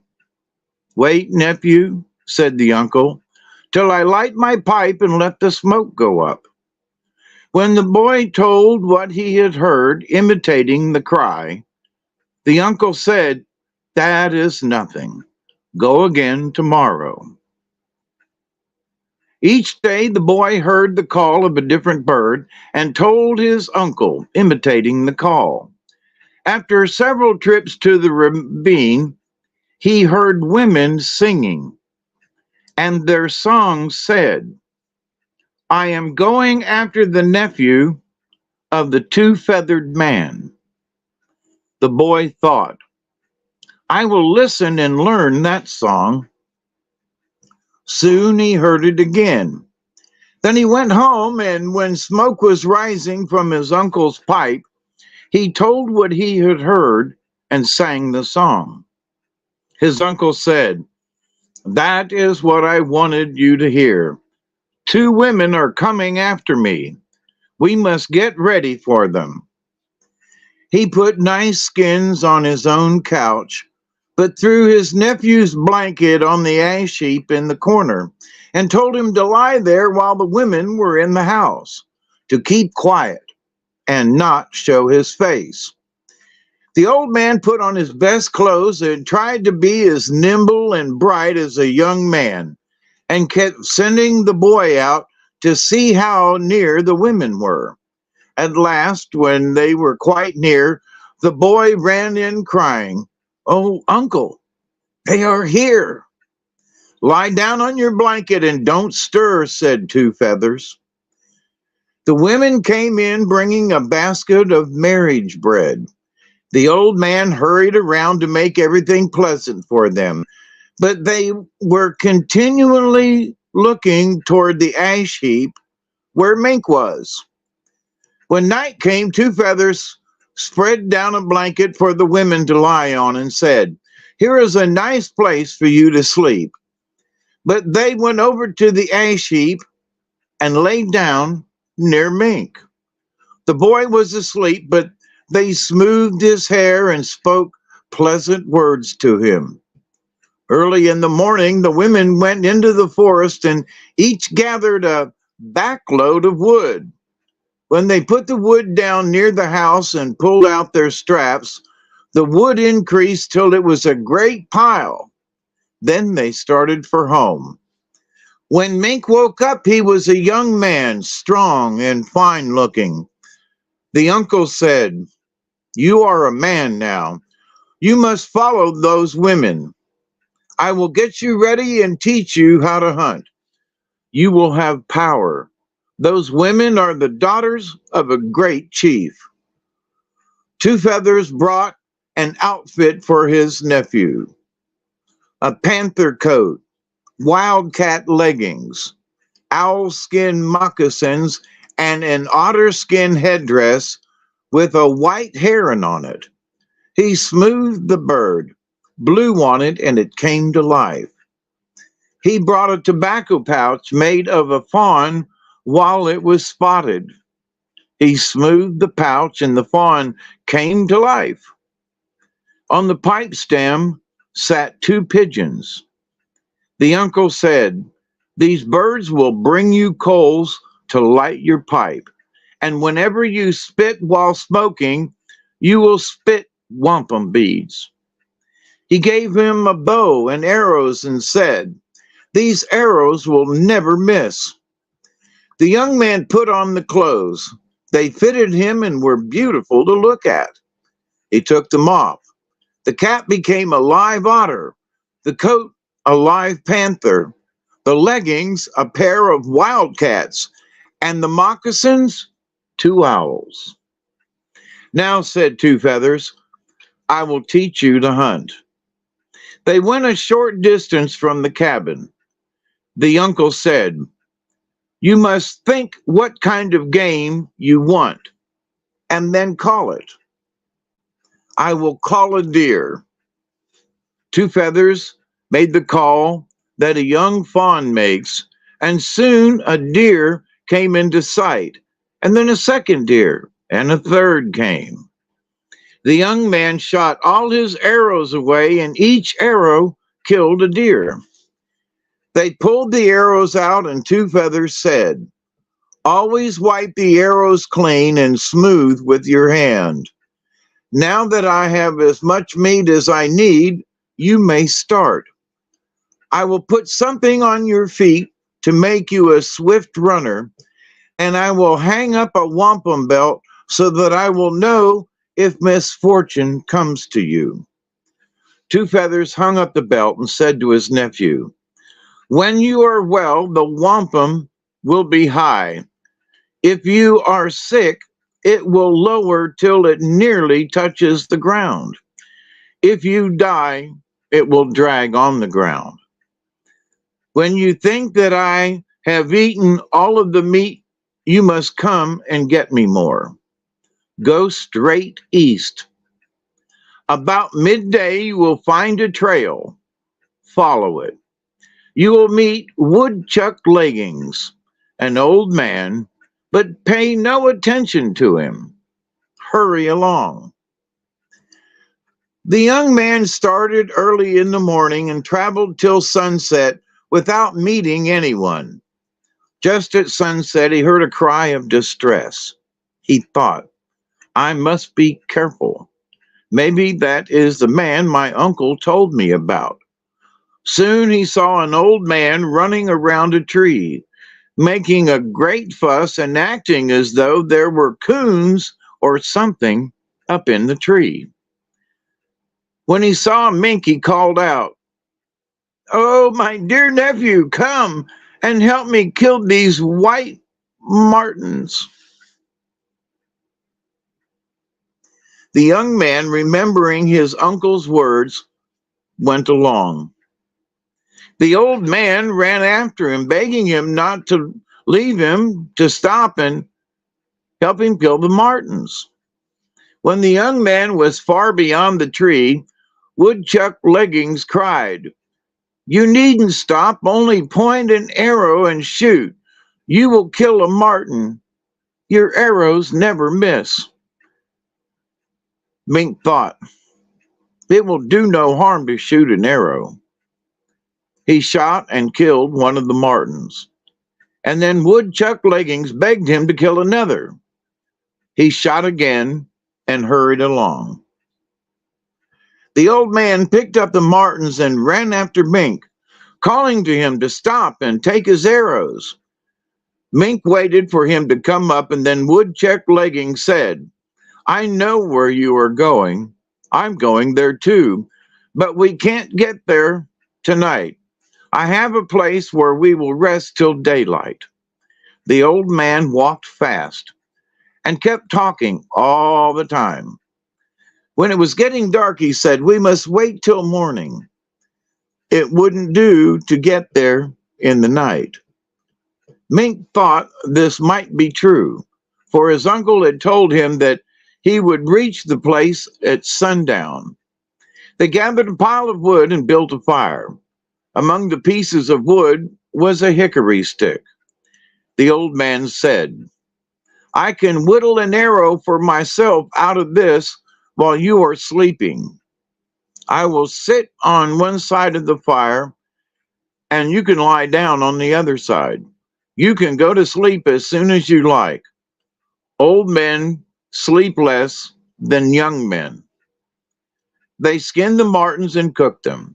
After eating, Mink took off his clothes and lay down by the fire, and right away was asleep. Woodchuck Leggings began whittling. He thought, There is no hurry. I have him now.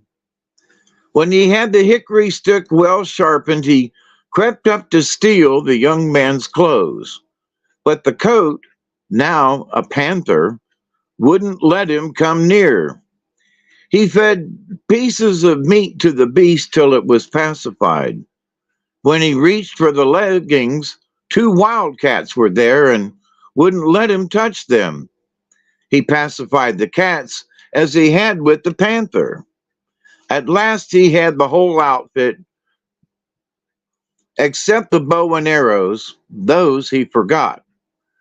Then he went to Mink and thrust the sharpened hickory stick through his backbone. Mink woke up, but he couldn't speak. He was in such agony. He saw Woodchuck Leggings throw his dirty clothing down by the fire and hurry off. Two Feathers knew when his nephew shot the first arrow, for he was watching the wampum and he saw it lower. He felt badly. He knew that Woodchuck Leggings had deceived the young man. When Woodchuck Leggings thrust the hickory stick into Mink's back, the wampum belt came nearly to the ground.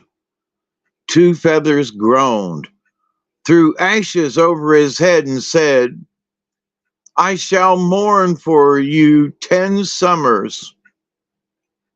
Woodchuck Leggings knew the power of the clothes he had stolen, and as he hurried along, he smoothed the white heron on the cap and said, You must call out when we are near the chief's house. The bird was silent. When Woodchuck Leggings was near the house, the chief's elder daughter ran out to meet him. Everyone wondered how she could go to such an old man. She called to her younger sister and asked, Why don't you speak to our husband? We haven't been at Uncle's cabin, and now he has come for us. That is not the man we went to, said the girl. I will not go into the house while he is there. And taking her blanket, she went to a hut in the cornfield. Woodchuck Leggings wanted to show his power. He said to his wife, Ask your mother for a deer skin. I'm going to smoke, and I shall spit wampum beads. The mother was pleased, and she gave the largest and best deer skin she had. Woodchuck Leggings drew out his pouch, spotted like a young fawn, and told it to stand up, but it fell down, and do what he could, it wouldn't stand. Oh, said he, it is timid. There are so many people looking at it. He took out his pipe and told the birds to get coals. They didn't move, and everyone wondered why he talked to dead things. He smoked and spat, but spittle it remained. After a time, he told his wife to roll the skin up and put it away, and when it was unrolled, they would find wampum. The next morning, he went out to show his skill as a hunter. He called deer, but not one came. At last, he killed a small fox. While he was skinning it, the heron on his cap kept drooping over. He pushed it back till its white feathers were black. When he got home, he told his wife to cook the fox. It smells badly, said she, but she cooked it, and as soon as she took the kettle from the fire, he began eating the hot meat. Her brothers wouldn't touch it. Each one said, It smells badly. When Woodchuck Leggings left Mink, he was in agony. But about midday, he crawled to where the old man's clothes were, and with a great effort put them on. Then on his hands and knees, he went towards the chief's house. He saw a cornfield and thought, I will go there first, for I am hungry. He went to the middle of the field where the stalks were put together for a hut. In the hut was a bed made of husks. After eating an ear of corn, Mink lay down on the husks and went to sleep. The younger sister had gone for food and was starting back when her father said, Your sister is married, but you are living out in the cornfield. Stay here. She stayed that night, but in the morning she stole off to the hut. She found a man sleeping on the husks. His clothes were in rags, and he seemed to be in great pain. But she recognized him, and when he woke up, she said, You are the young man my sister and I went for. But an old man came for us, and my sister is his wife. Mink told the girl everything just as it had happened, and showed her the hickory stick in his back. She made him a soft bed, covered with a skin blanket, and fed and cared for him. He made her promise not to tell that he was there. for he wanted to punish Woodchuck Leggings. The next day he said to the girl, "Tell your father that a man has had a dream, and that he, as chief, must see it fulfilled." The man's dream said that the chief's son-in-law was to meet him at a sweat house, and that all the people must be there to witness the meeting. She told her father the dream, and he had a sweat house built and heated. In the house was a great kettle of water, and many red-hot stones were ready to throw into it. The chief's 10 sons and his son-in-law and all the people of the village came to the sweat house. Soon they saw an old man coming, led along by the chief's younger daughter. The girl's brothers were ashamed of her, and everybody wondered how a beautiful girl could care for such a wretched-looking, dirty old man. Woodchuck Leggings said to the ragged man, "Go into the sweat house first." "No," said the ragged man, "we will take our clothes off out here." They stripped and went into the sweat house. The hot flint stones were thrown into the kettle and the door was closed. Right away, the 2 men began to sweat. Every minute, Mink reached to his back to see if the hickory stick was loosening, and after a time, he pulled it out. As Woodchuck Leggings sat bent over, Mink suddenly thrust the hickory stick into his back, saying, "I have done just what I wanted to." Then he went out of the sweat house, picked up his own clothes, and smoothed them. The panther and wildcats and owls came to life. He smoothed his cap. The heron screamed with joy. Then everyone knew that he was the real owner of the clothes. All this time, Two Feathers was crying and singing, "10 summers I will mourn for him." But once in a while, he rubbed off the ashes and looked at the wampum. One day when he looked, he saw that the wampum had gone up. Then he was happy, for he knew that his nephew was well again. He washed the ashes from his face, brushed his cabin, made a fire, and began to cook meat. The young man dressed and went to the chief's house. The crowd followed. They left the old man in the sweat house. After eating, Mink sat down to smoke. He shook his pouch. It became a beautiful little fawn, walked around and looked at everyone, then was a pouch again. He filled his pipe. The birds flew and brought coals.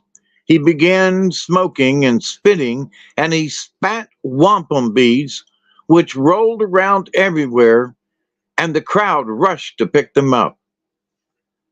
Early the next morning, the young man went to hunt. He called deer, and he killed one after another till all of his arrows were used. He pulled out the arrows, cleaned them, and went back to the chief's house and told his wife to send her 10 brothers to bring home the deer. The chief was astonished that so many deer could be killed near the longhouse. He sent out a runner to tell the people to come with their head straps and carry home all the meat they wanted. Each time the young man smoked, he spat wampum, and soon the whole village had plenty of meat and plenty of wampum. One day, when Mink was out in the forest, he saw a large birch tree, which he thought would make good ladles. He was cutting off a bough when he heard somebody say, "Look here." He looked up and saw 2 beautiful women. One called, "Come here." Why are you cutting off the limbs of that tree? That is an old man's work.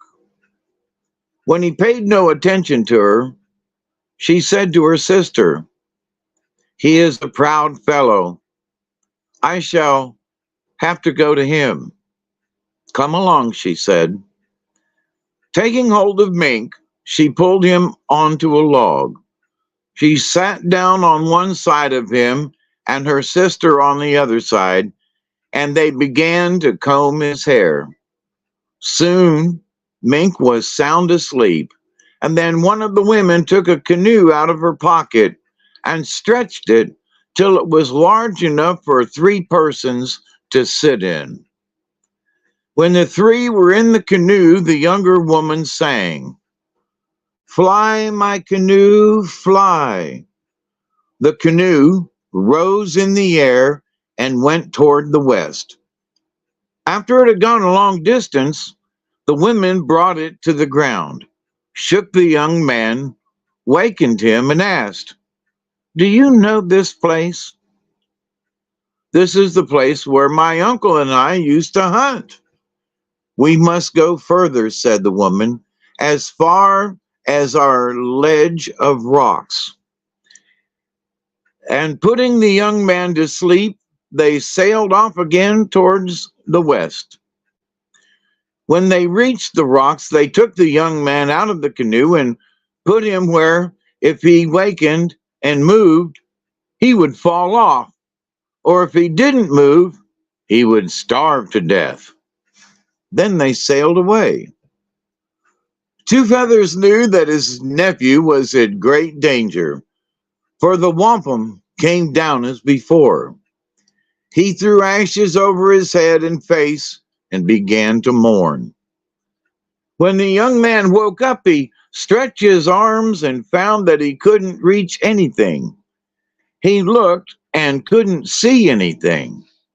He heard a noise and thought that some animal was coming to devour him. But after listening a while, he knew that there were men near him, for he heard a groan. Then he thought, those women bring men here for some terrible creature to eat.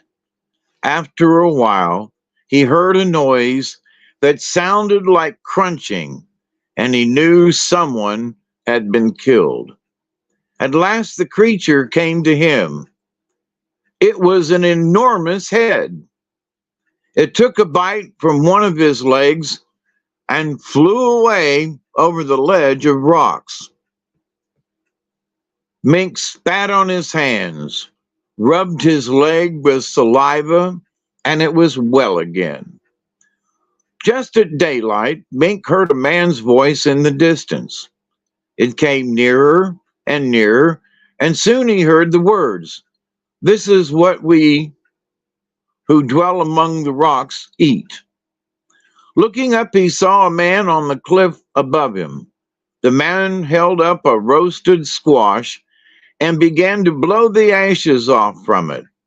He took a bite, smacked his lips to torment Mink, who was hungry. Then he swept down between the rocks and showed the squash to men who were starving. Mink lay on the rocks all day, thinking what to do. He got his bow ready, and when he heard a great noise and saw the terrible head coming, he let an arrow fly. It went straight through the head, and the head fell between the rocks. When the squash man came again, and looking down said, "This is what we who dwell among the rocks eat." Mink sent another arrow, and the squash man fell down between the rocks. Mink thought, "I have killed the head and the squash man. Now I must get off from this rock." He leaned over the cliff, ran his fingers down his throat, and trying very hard, vomited a little. Then he began to sing, "Let a great hemlock tree grow from that. Let a great hemlock tree grow from that. As he sang, a tree began to grow, and it grew till its boughs were far above the cliff. Then Mink called, "My friends, I have found a way down. Creep along carefully. If you find a skeleton, push it off." Several men crawled along. Mink made them go one at a time down the tree. Last of all, he went himself. As he went down, the tree decreased. When he reached the ground, it disappeared. He said to the men, "Those of you who know which way you came can go home. For those who do not know may go home with me." All this time, Two Feathers had been mourning. When Mink was near the cabin, a voice at the door said, "I have come home, Uncle." Two Feathers looked at the wampum belt. It had gone up. He was happy. He called, "Wait a minute, my nephew, till I wash off the ashes." When he opened the door, there stood a rabbit. It made great leaps and in an instant was out of reach. The old man was disappointed. He scolded the rabbit and shut the door. Soon he heard steps again, and a voice called out, "I have come, Uncle." That must be my nephew, thought Two Feathers, and he opened the door. It was a fox. "Wretched animal," said the old man, "I will kill you if you torment me when I have mourned so long for my nephew." He got a strap and a corn pounder and then made a hole in the door just large enough for a man's hand. When an animal came again, he was going to kill it. Mink came, and when he called out, the old man said, "Now I will catch you." It was so quiet inside that the young man wondered what his uncle was doing, and he called a second time, "I've come, Uncle." "If you have, put your hand through the hole in the door." Mink put his hand through. Two Feathers caught hold of it and strapped it to the door, then opened the door. When he saw his nephew, he was overjoyed. Mink told the old man everything that had happened and said, "I will get meat and wood for you. Then I will go for my wife." The men who had come with Mink gathered the wood and took care of the game he killed. When his uncle was well supplied, Mink went for his wife and brought her home.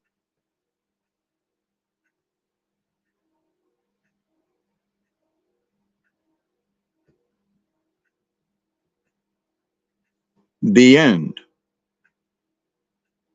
An interesting way to end this story, but the end. The end. Yep. That was kind of, oh, he brought her home. Well, he didn't. There wasn't any head chopping. Yeah, that was kind of a good thing. That was an interesting one. But there was two sisters, and they did take a canoe and fly it away. There wasn't a lake, though, you know. A big head chopped or ate his leg. Took a bite out of his leg. Then he spat on it and rubbed it with his hands, and it was all better. Oh, yeah. What do we got for a card tonight? It's been a busy night, but I'm going to try to make it. I'm going to try to make it as short as possible without being too abrupt. All right. There are 4 cards that just had to be pulled. Actually, three of them more important, but they're all three of them upside down. So um, number 23 is the opossum. Oh, the possum. Cute little possum. You know, they only live a few years. Yeah, I heard that. I've got a couple around here, and Duggar will chase them and ring them around, and they'll lay still, and he'll poke them with his nose and everything. And then he'll walk away, and sure enough, 10, 15, 20 minutes later, the possum will be gone. Yeah, and they're tough. I tell you, I've caught possums back in the day, and oh man, you'd think they're dead. They were really looking dead, and you'd have it. Oh, my buddy had a one of those things where you could put it around their neck, Yeah. and you pull the rope and on a stick, and Right. And I'm like, it's dead, man. You've had it, and he's no, don't let it go. That thing will come after you, bite you. No, it's dead, man. It's been laying there for 2 hours. Yeah, sure enough, take the stick off. It's alive. Yep. Like, holy crap. Opossum is diversion. Opossum roll over, are you really dead? Or just plain possum? Was it something that I said? So possum medicine uses a great deal of strategy. Strategy. Yeah, that's what I said. If all else fails, possum plays dead. It has the ability to fight with its claws and teeth, and it will, by golly, let me tell you. But it rarely uses this form of protection. And instead, the supreme strategy of diversion is constantly employed when things get a little too hard to handle. If possum is turned up in your cards, you're being asked to use strategy in some present situation or possibly something coming up. Rely upon your instincts for the best way out of a tight corner. If you have to pretend to be apathetic or unafraid, do it. Oftentimes, if you refuse to struggle or show that harmful words bother you, your taunter will see no further fun in the game. But sticks and stones may break my bones, but words may never harm me. And that's really true. Yep. But possum was upside down. Possum may be warning you against getting caught in the high drama of your life's present scenario, if this fits. Close your eyes and dramatize may keep you from seeing the truth of your situation. You may buy into melodrama in yourself or others. And that's true. There's a lot of stuff going on these days that you can just get caught up in it, and it gets all so melodramatic, and we're all going to die. And yes, don't do that.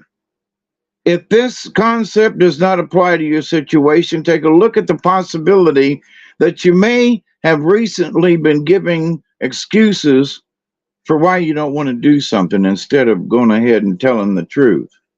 In having to defend yourself with excuses, you may have lost the point.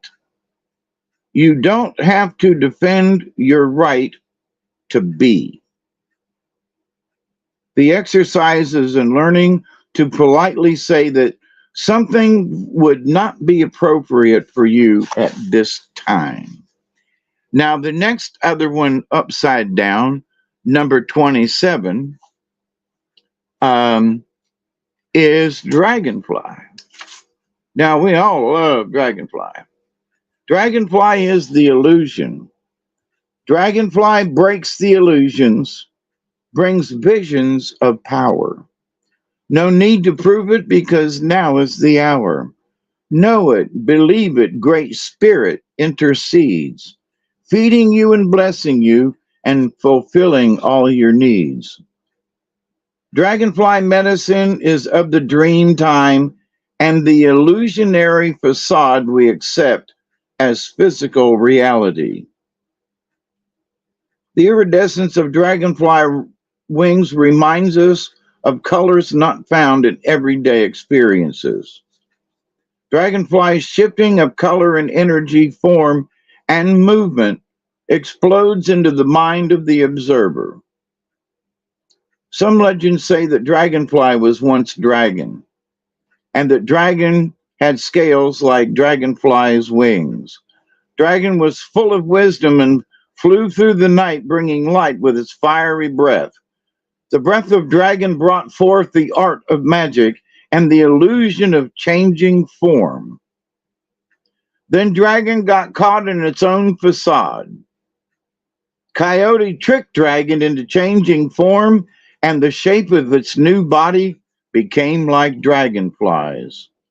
In accepting the challenge to prove its power and magical prowess, dragon lost its power.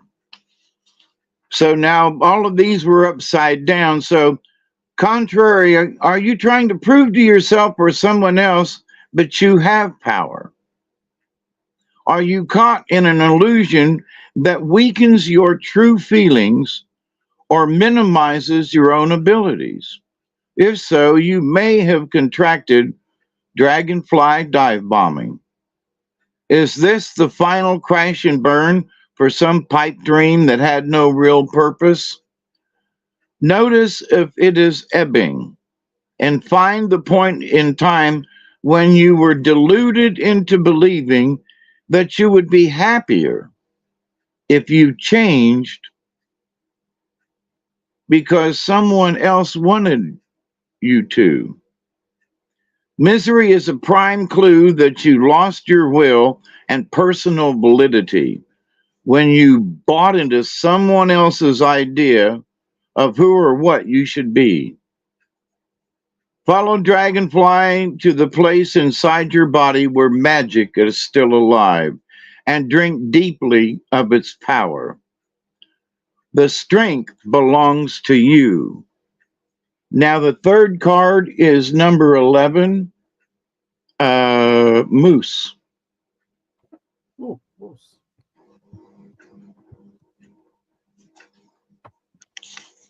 And we almost done. Moose is self-esteem. So looking at the three cards with self-esteem and illusion and, possum with diversion, it seems that, there are times when you may have been you've been too much of a diversion and caught up in an illusion with Dragonfly. And Moose is talking about self-esteem. So just think about these three cards right now for a second. So self-esteem. Moose, help me honor the gifts that I can give and recognize my worthiness as long as I live. So Moose is found in the north of the medicine wheel, as is the buffalo. North represents the place of wisdom. Self-esteem is the medicine of Moose because it represents the power of recognizing that wisdom, and that wisdom has been used in a situation, and that recognition or a pat on the back is deserved. Moose, the wisdom woven throughout this scenario is that creation constantly brings forth new ideas and new creation. Moose is telling us that joy should be shouted with pride.